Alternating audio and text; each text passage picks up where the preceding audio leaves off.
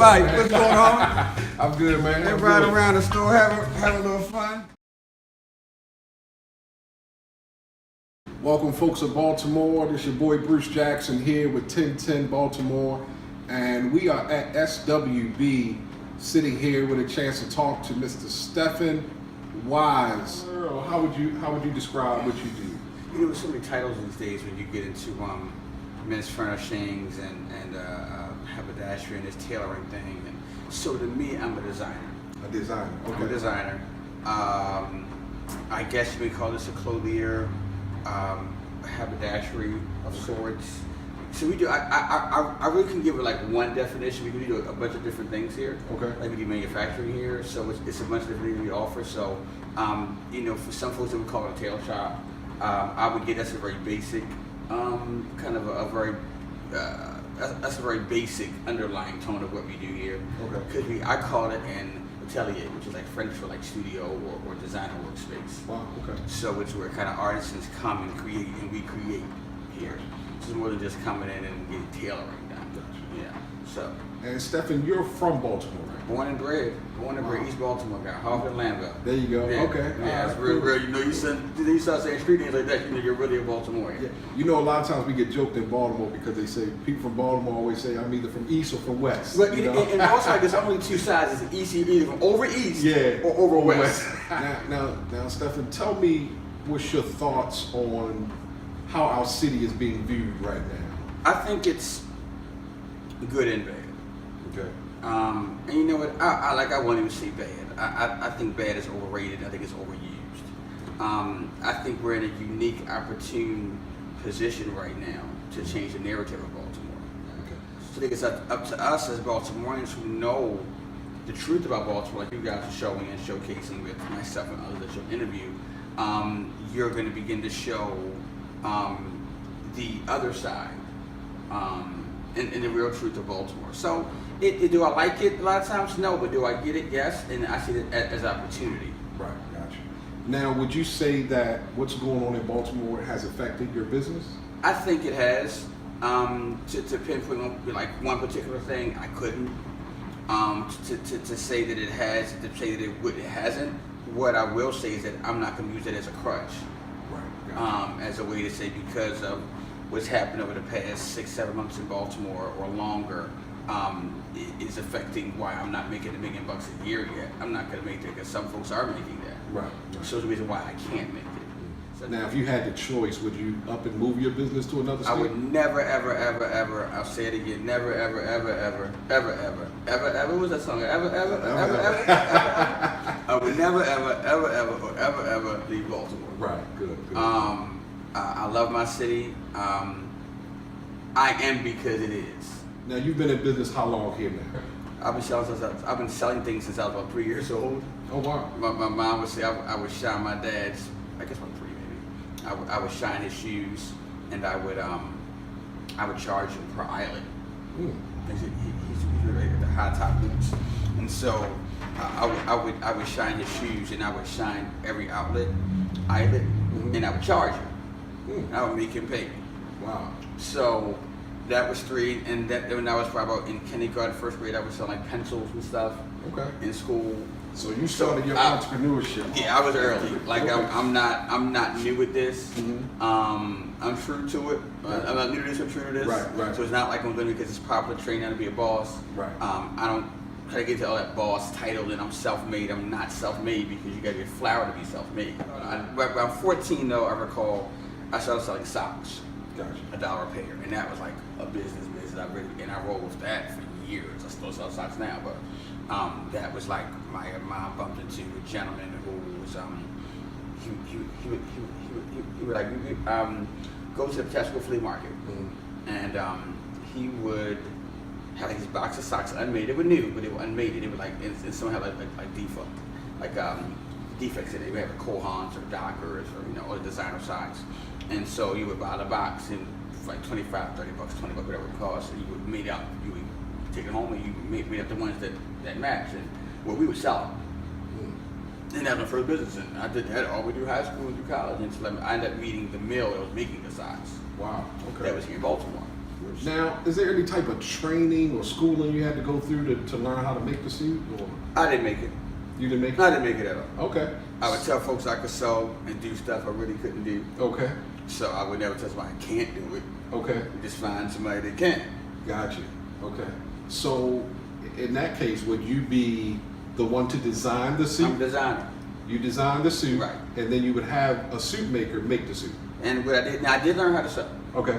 I did learn how to sew, and I was sewing pretty well, but I was always particular on quality and craftsmanship. So you made a business decision, Mm-hmm. and it was a smart business decision I think so. because it allowed you to put your service out there, Right, and it freed up time. not really having the skilled master, and you were able to get the work done Yeah. for people, and you were able to guarantee the work even though somebody else was doing it. Yeah, and it's always like, I would always have those moments when you have a person working with you and you can't guarantee it. Like I've never outsourced. Okay. Like it's always been here locally. Mm-hmm. The farthest I've gone for stuff being made was DC, Okay. but I always kind of kept it right here locally because Baltimore was a manufacturing town at one time. So I want to keep it local. Gotcha. I can hire people locally who live here, who work here, or who went to work here, who are skilled in trade and trained craftsmen or tailors. Well, it made sense to just bring them in and hire them. And Right. Your parents, are they from Baltimore? my dad is from Baltimore. He grew up in East Baltimore. Mm-hmm. Grew up down Lafayette projects, Somerset projects. So he's a real Baltimore guy. Okay. His family's still here. My mom's from New Jersey. Okay. But like she's been here since they would, got married in 1974, I think it was. So, Okay. Cool. Okay. Now, were either one of those your parents rich? No. No millionaires in the family? No. And you became a self-employed person since 3. Yeah. I've had my dad was a hard worker. He had an entrepreneurship vibe about him.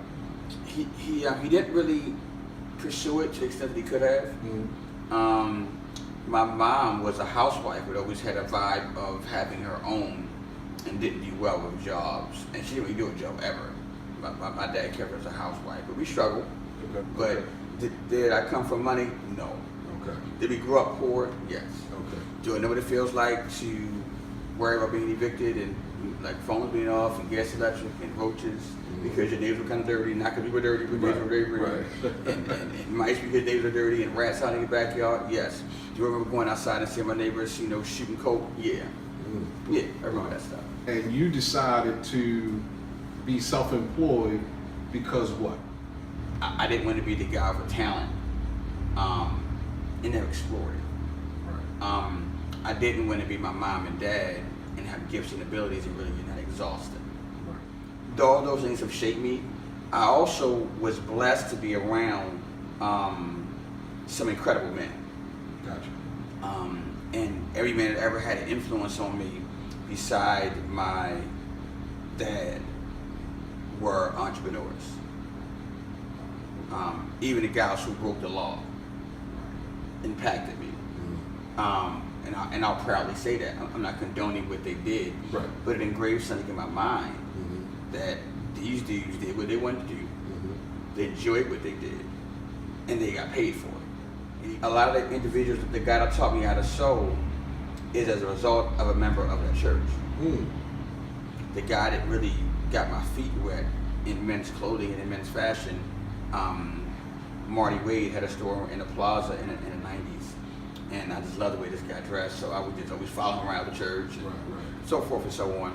And so I was a guy stalked him, so because I'm wearing polyester, he's wearing silk. Right.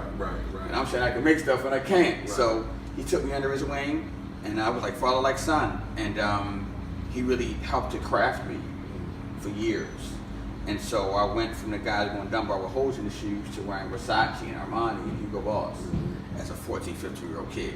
So that really helped to change my perception and the narrative of my life. I met this guy because of a church. And then that guy took me to the trade shows in New York. And then the guy making his shoes was a guy by the name of Earl Bannister. And Earl is a well-known Baltimore national designer here locally. at age 17, Earl taught me how to sew. Oh, wow. But that happened because if a pastor opened the church up, I couldn't have met Marty and I couldn't have met Earl. Right.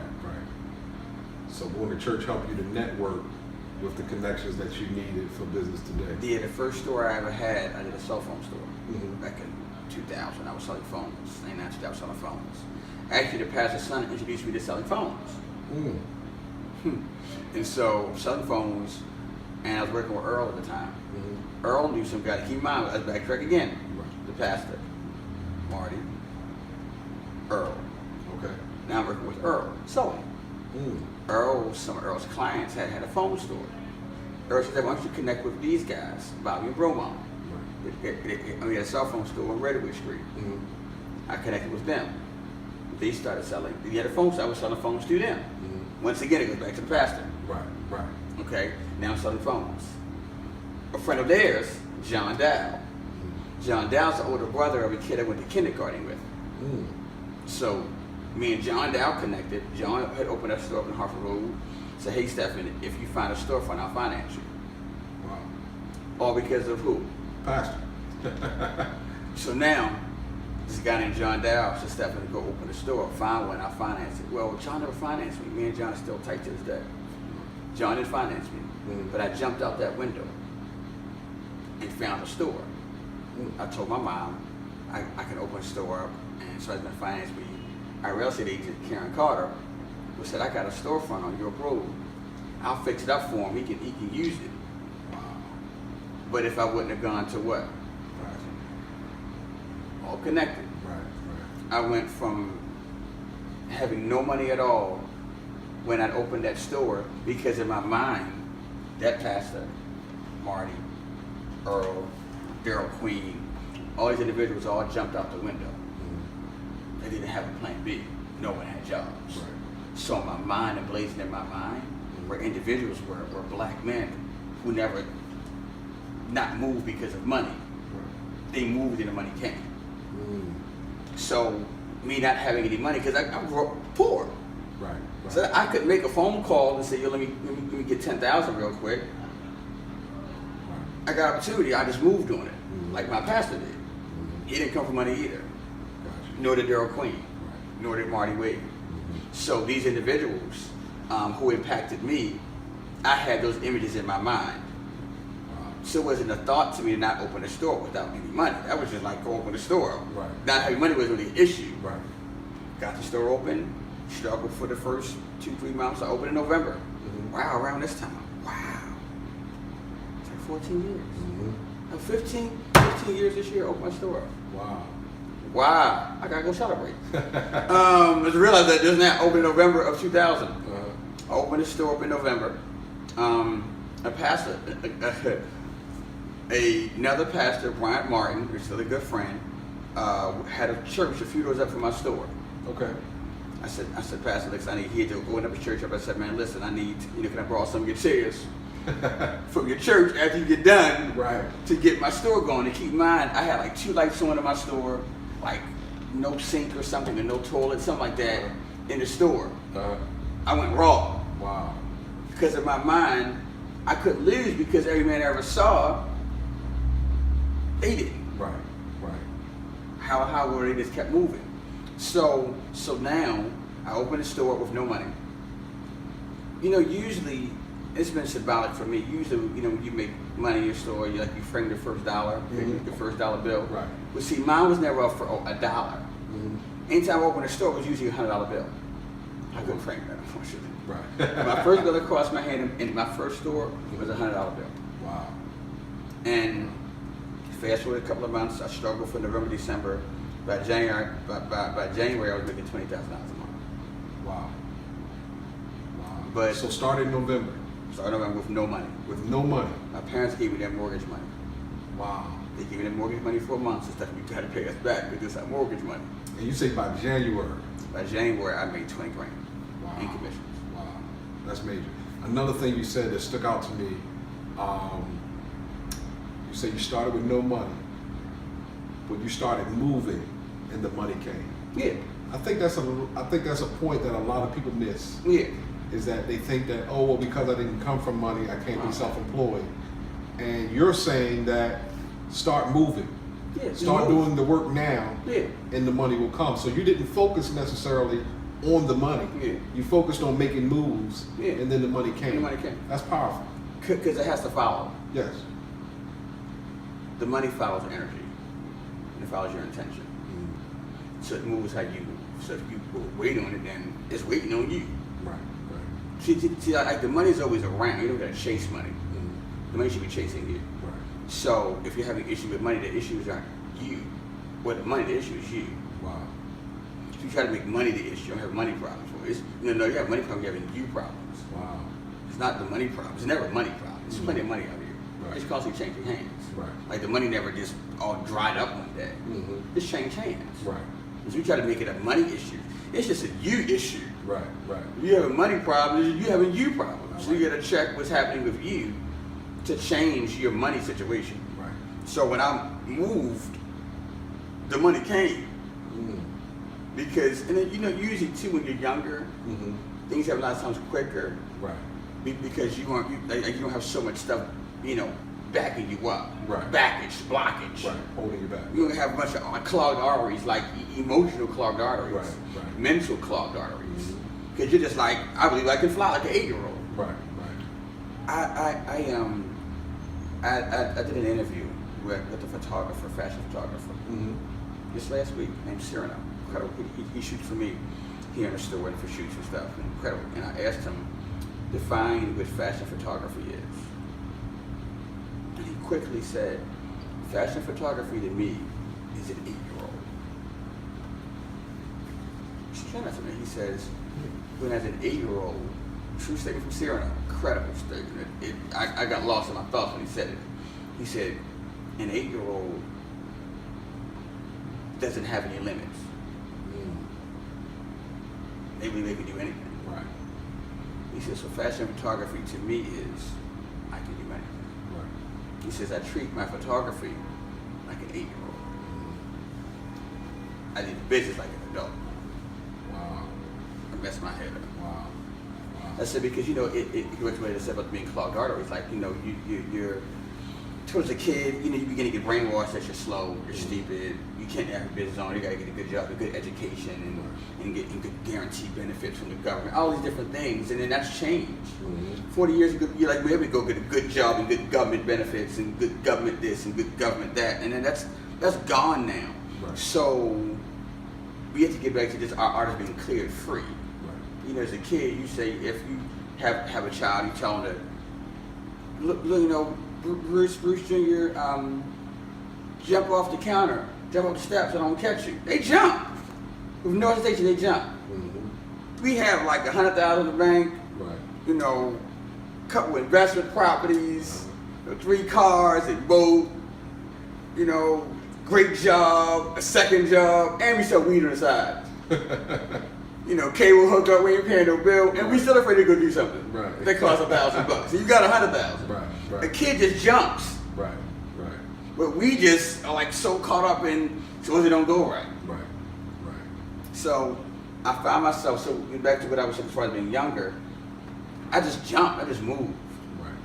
Because I didn't have so many things of life happening to slow me up. And usually as we get older, we can slow us up because we got to be more careful, we got to think more cautious. Mm-hmm. Get tactical, we got to plan it out and all these different things. Right. And then before you know it, you're like, oh, well, you know what? I can wait a little longer. I don't have everything right yet. It isn't this, it isn't that. And you're like, well, you're just not doing it all. Right.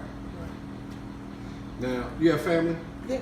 Kids? No. No kids? No kids, single, no kids. Yeah. Single, no kids? Single, no Wow. kids. So you can keep all your money to yourself? I mean, I got employees though, and I got this, and I got a shoe problem, There and you go, and got life responsibilities. This is my baby.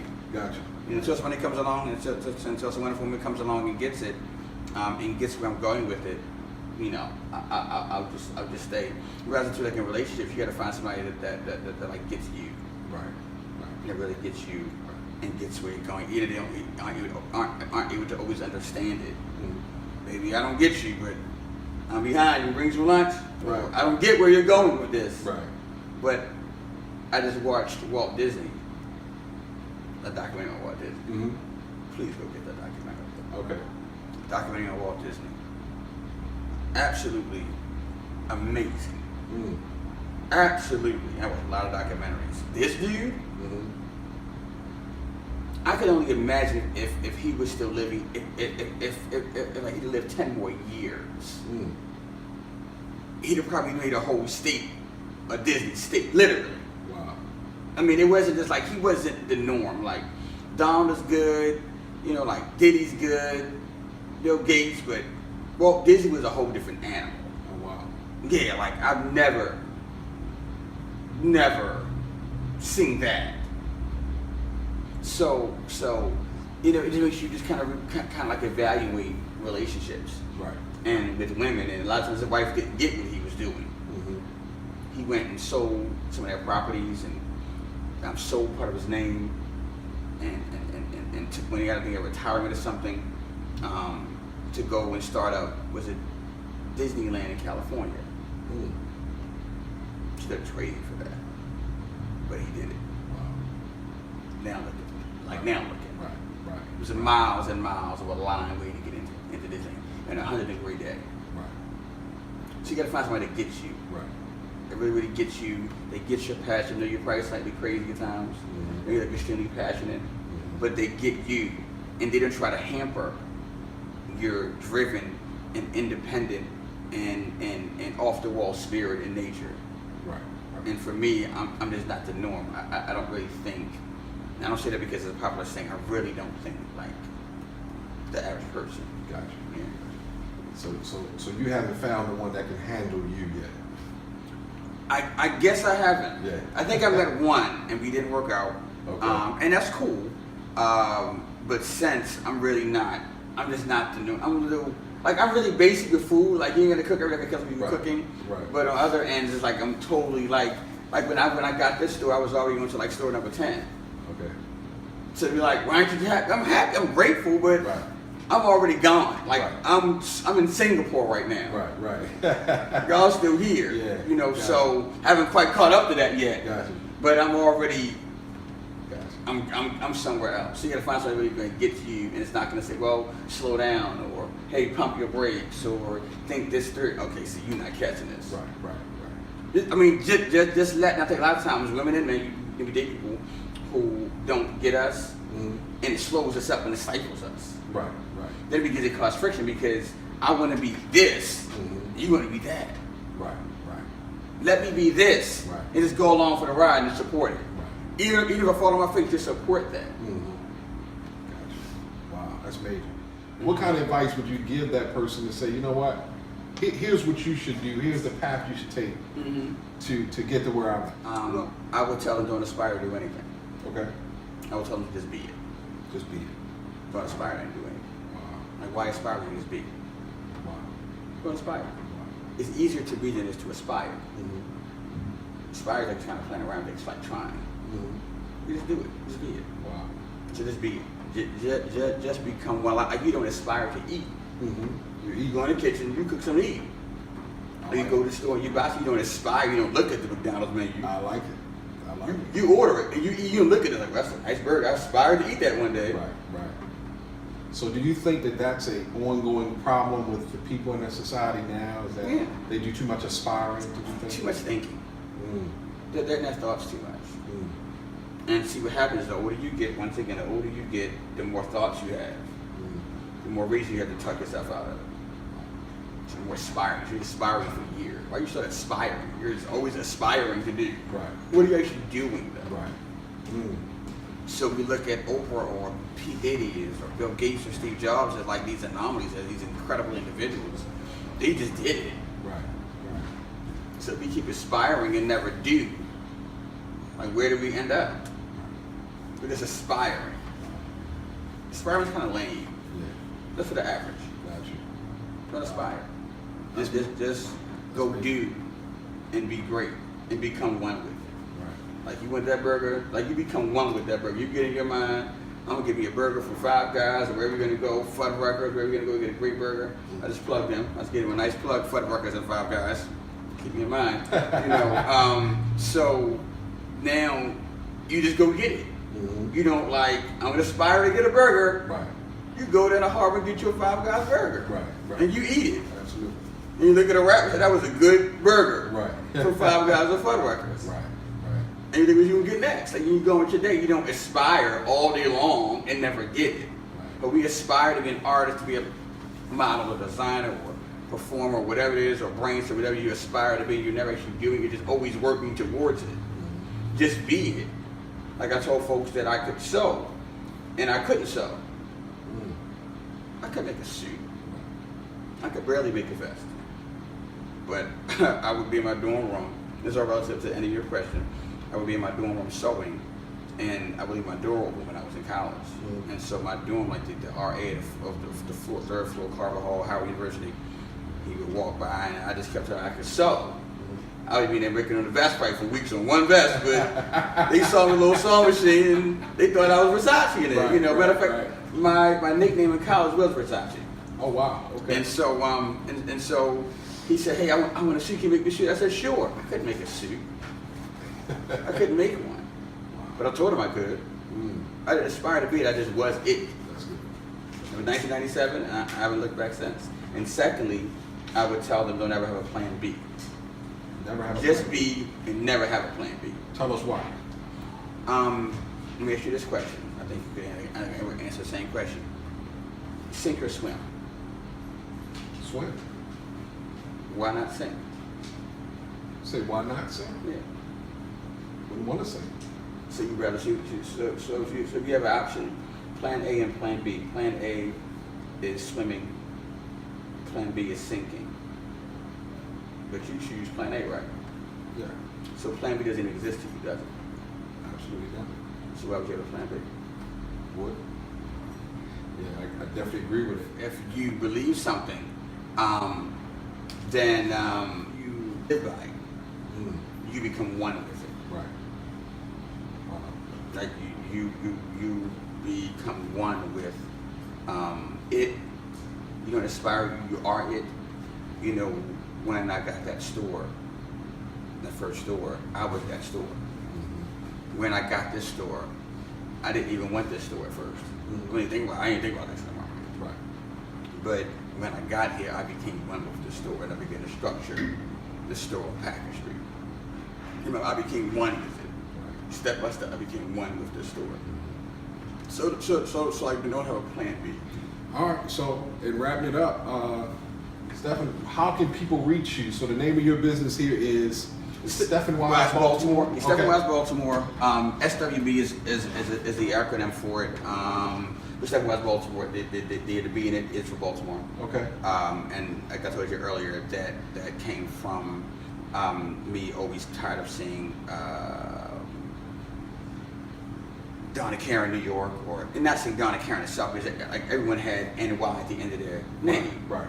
I said, well, I'm not from NY, I'm from Baltimore. When I was in Howard, everybody was from all the cats in New York was sharper than guys from anywhere else. Right. I was best dressed on campus pretty much. Right. So I wanted to represent where I was from, so I just added Baltimore into my name. So I wanted to say the proud city where I'm from. So to be in Baltimore, that's for Stephen Wise Baltimore. Yeah. And you can find me on we're here at the stores on 216 North Packer Street. I'm across the street from Lexington Market. I'm in between Fayette and Saratoga. So if you cross Saratoga, you've gone too far. Okay. And I'm right in downtown Baltimore. Once again, across the street from Lexington Market.